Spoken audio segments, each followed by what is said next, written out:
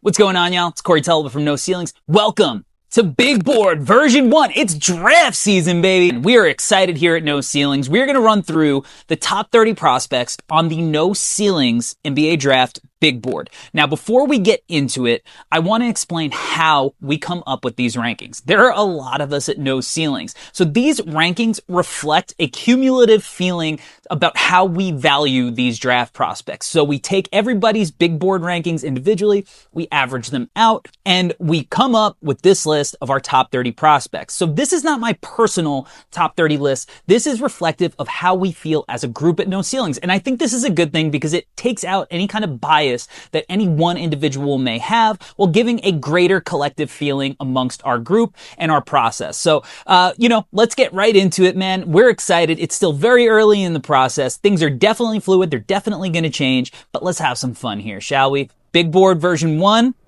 Let's rock. Coming in at number 1 on the first iteration of the No Ceilings 2026 Big Board is Cameron Boozer out of Duke. 6'9", 250 pounds, son of Carlos Boozer. Boozer has a versatile game on both ends. He's a dominant rebounder. He's got great feel as a passer. He can shoot the ball from deep. The one area where there's room for development, and I think this is where you foresee him developing if you have him number 1, is his self-creation, where at times he feels like he's just bulldozing through your chest. There's not as much side-to-side shiftiness, but he has plenty of time to develop those kind of skills in the next few years. Ultimately, he has an incredibly high floor to go along with that sky-high potential. It was a narrow vote between Cam Boozer and our number 2 prospect, Darryn Peterson, but Boozer edged Peterson out, which brings us to our number 2 prospect, Darryn Peterson out of Kansas, 6'6", 205 pounds.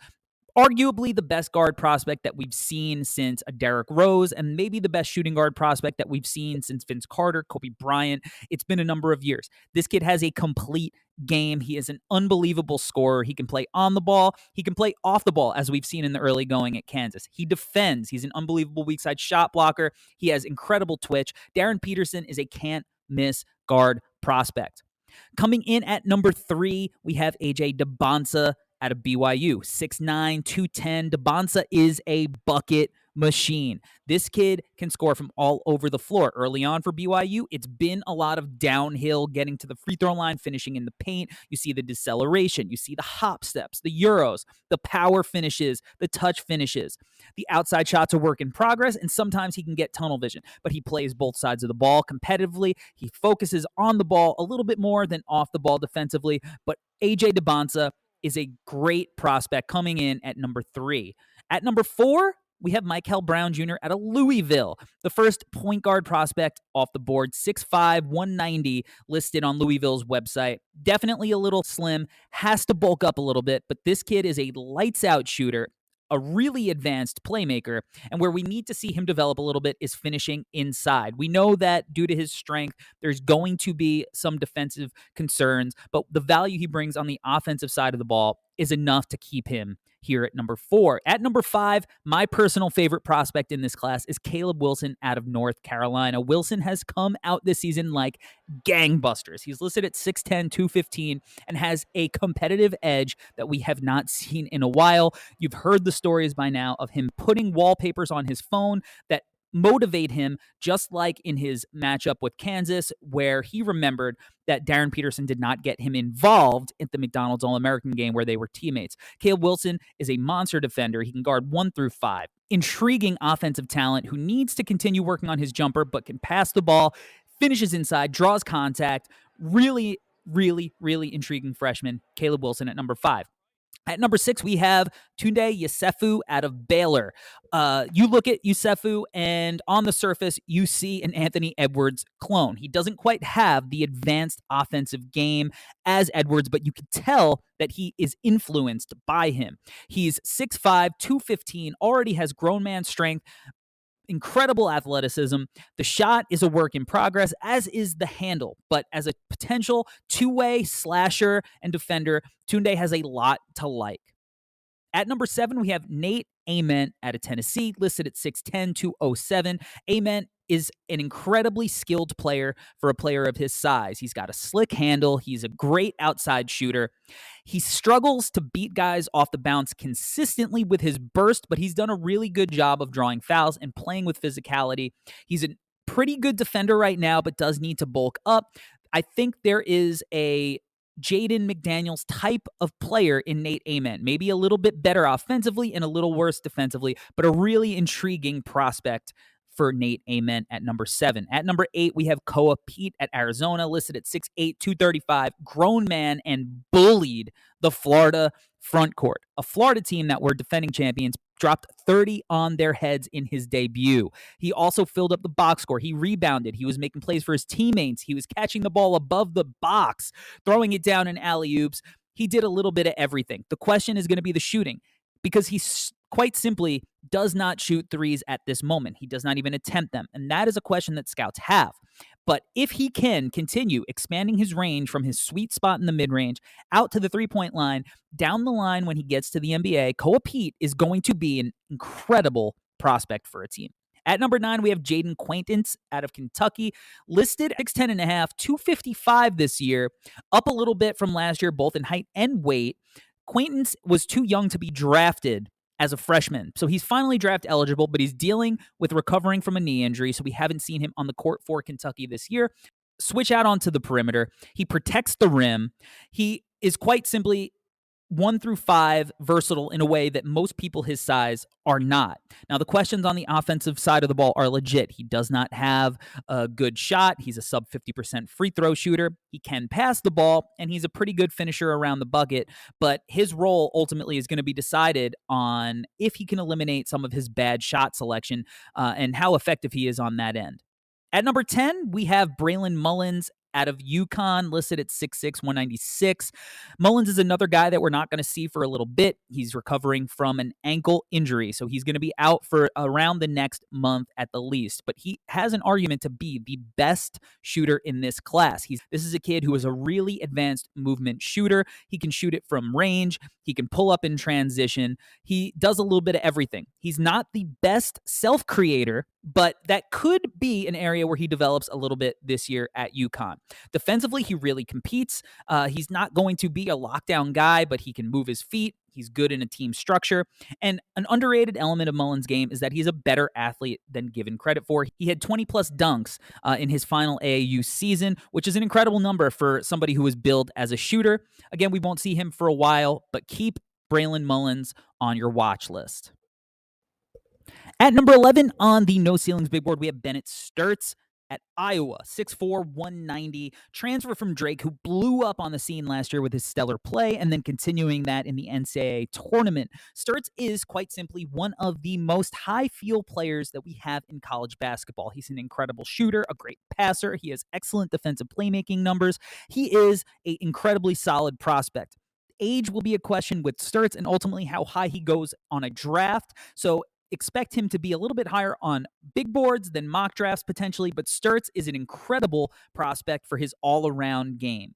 At number 12, we have LeBaron Philon out of Alabama, listed at 6'4", 185. I just saw Philon in his game against St. John's live at Madison Square Garden, and he was incredible there. His follow-up game, he struggled a little bit, but Philon still has a ton of skills to like. The shot is developing, but the kid is a walking paint touch. He gets into the paint. He did a better job finishing at the rim this year than he did last year early on, but he can spray the ball out all over the floor. He manipulates defenders. His pace is incredible. He gets after it defensively. Really intriguing guard prospect, LeBaron Philon. At number 13, we have Dame Sarr at Duke, listed at 6'8", 190. Sarr is coming over from the international scene, can handle the ball a little bit, can pass a little bit, can shoot a little bit, but can defend a lot of it. Really intriguing, long, pesky defender on the ball, really moves his feet well. The offense, like I said, still a work in progress, still a little raw, but there's some really, really unique skills at 6'8". Wouldn't be surprised to see Dame Sarr rising throughout the year. At number 14, we have Thomas Haug out of Florida, the national champion, 6'9", 215, has come out of the gate on fire this year. Physical, plays with passion and motor, developing shooter, really good feel, versatile defensively, just a solid all-around player that I think could help a team right away. At number 15, we have Chris Senak Jr. out of Houston. The 6'11 center has around a 7'3.5" wingspan. Really intriguing physical tools. Going to be an interesting guy to monitor this year for a veteran team. We know that they're looking for a championship. He has all the tools. He could step out and stretch the floor. He could protect the rim. He likes to settle for the mid-range from time to time. Senak has all the tools in the world. It's about putting them together, and there isn't a better place to do that than in Houston. At number 16, we have Yaxel Lindeborg, another intriguing returner who is a little bit older. He'll be nearly 24 on draft day, but he's 6'9", 240. He measured with a 7'4" wingspan at last year's combine, and he is going to be the guy for Michigan this year. He's a multi-tool player who gets it done on both sides of the floor. The shot is a work in progress, but it is far from broken. He's a decent passer, a decent creator, but he's got an incredible motor. He rebounds the ball, and he looks like a guy that, again, could give depth to a veteran team looking to compete. At number 17, we have Isaiah Evans out of Duke, 6'6", 180. Slim is a shooter, baby. This kid has a strap, and he is not afraid to let you know. He shoots it from all over the floor, plays off the ball. He could shoot off movement, spot up, a really easy guy to slide into any lineup. This year at Duke, he's going to have an opportunity to play a little bit more on the ball, and we'll see if that leads to more intriguing playmaking numbers. He competes defensively, but he is skinny, so stronger guys will bully him some, but intriguing shooting prospect. At number 18, we have Hans Steinbach from Washington. The German big man is potentially the best rebounder in this class. He's really great around the basket. He's got good feel. His shot is definitely a work in progress, but the 6'11", 220-pound forward center is going to be one of the sneaky risers in this class. At 19, we have Sean Abayev out of Cincinnati. 6'8", 210. This kid, his game is about buckets. He will shoot it from the parking lot. He can be a little streaky, but when he gets going, baby. But what I like about Abayev's game is that he can also leverage that scoring to make plays for his teammates. He's a really crafty passer, although sometimes he can get a little ambitious and a little careless with his passers. But he's a work in progress defensively, and that's what's going to hold him back potentially this year. But the kid can really score the ball, and at that height, guys who could shoot and score like that are always going to be intriguing. At number 20, we have Nick Hamenia out of Duke, 6'8", 215. Hamenia is your consummate connecting wing. This is a kid who can really shoot the ball. He's got great feel as a quick decision maker. He can defend at his size. He's not going to lock anybody down. He's not going to be the best self-creator, but he's that kind of guy that's going to be the glue to keep your offense humming. At number 21, we have Arkansas's Malik Thomas, 6'5", 185 shooter. This kid is getting them up at a high level this year. He can shoot from all over the floor. He can create his own offense, and he's a fierce competitor. Now, again, similar to Isaiah Evans, he's slim, so stronger defensive matchups might give him trouble, but he competes his butt off. He can come in off the bench and light it up, or he can play alongside as a starter. He can create his own offense. He rebounds the ball. He gets guys involved. He does a lot for the team that is a non-traditional from a guy who you might think of as a bucket getter coming in. At number 22, we have Pat Gamba out of Duke, 6'11", 250. Really skilled center on both sides of the ball. He's got incredible footwork. He can really pass. He finishes inside. He's shown hints of an outside jumper. The big question is going to be his health. He's struggled to stay healthy the last couple of years, but when he's healthy, he's unbelievably productive. So that will be the challenge for him this year at Duke. And if he can prove that, this is a guy who I think can rise up to the board into that lotto range. At number 23, we have Carter Knox out of Arkansas, 6'6", 220. Knox finished last year on a really high note. 3-and-D role, getting it done, spotting up, getting out in transition, and then defending on the other side of the ball. His strengths allows him to guard up and down the lineup. This is a guy who is coming off an injury, so he started this year a little slow, but Carter Knox has a real opportunity in that Arkansas offense to be a 3-and-D wing that every NBA team covets. At number 24, Darius Acuff Jr., point guard. Listed at 6'3", 190. We'll see when he measures come draft time. But this kid is cold, man. He's a silent assassin. His approach to the game is calculated. He's got really good feel as a playmaker.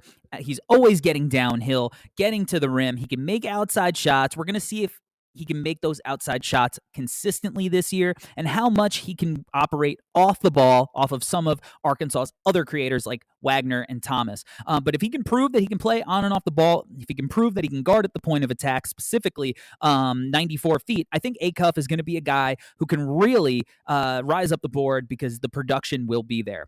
At number 25, we have Tounde Pettiford out of Auburn, 6'1.5", 170. Pettiford was a freshman dynamo last year for a veteran Auburn team. Now things have changed in Auburn a little bit. New coach, new role. He is the man. He struggled coming out of the gates with his efficiency. That's something he is going to have to turn around if he's going to be a draft prospect this year. But there is no denying that Pettiford is one of the best shot makers and a strong playmaker at the point guard position. His height is going to prevent him potentially from rising too far up the board. Even at 6'1.5", he's an incredible athlete. And he can really create his own shot, arguably better than almost any other guard or any prospect in this class. So if he turns it around, the shots start dropping, as I envision they will, Pettiford could be a guy who we see make a midseason rise. At number 26, we have Tyrone Riley IV out of San Francisco, 6'6", 200-pound wing. Riley's game is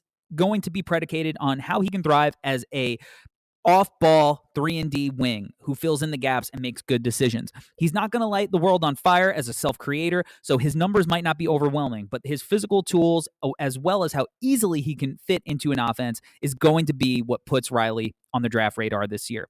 At 27, we have Christian Anderson, listed at 6'3", 190 out of Texas Tech. Anderson is a sophomore guard who has been pretty damn good early on in this season. He is making plays for his teammates. He's knocking down shots. He's doing a little bit of everything. He's even doing a better job getting to the rim. That is going to be a question for him. That and how versatile he can be defensively, as it is with any small guard. But Christian Anderson is super talented and has definitely been a mainstay on draft boards early on. At 28, we have Caden Boozer, 6'4", out of Duke, brother of Cam Boozer, and again, son of Carlos Boozer. So some pedigree there. Boozer is not going to be a guy who knocks your socks off as far as his shot-making ability. He is a traditional point guard with great size who can sometimes get his own look, but is not going to be asked to do that this year at Duke. He is going to be, I think, the guy who steadies the ship and ultimately runs this team at some point, replacing Caleb Foster. Really solid point guard. You know what you're getting every time Boozer steps on the floor. At 29, we have Niakolas Avdalas out of Virginia Tech, 6'9", 215. Now, I know what you're thinking. He just had a couple of massive games early on in the season, and we agree. Avdalas has been a guy that we've known about last year. He tested the waters. We want to see it a little bit more consistently, but there's no denying the tools that Avdalas has. 6'9", with his playmaking vision and the kind of shots that he can make off the bounce is super impressive. He's just never made shots consistently. The playmaking's going to be there, and he is no doubt going to be not only higher on the next big board, but higher for, I think, everybody, because players that are 6'9", that can pass like him and have shown playmaking flashes do not leave the lotto. We saw it last year with Yegor, and I think we're going to see it with Avdalas again this year. And rounding out top 30 on the No Ceilings big board is Arizona's Braden Burries, the 6'4", 205-pound guard. Burries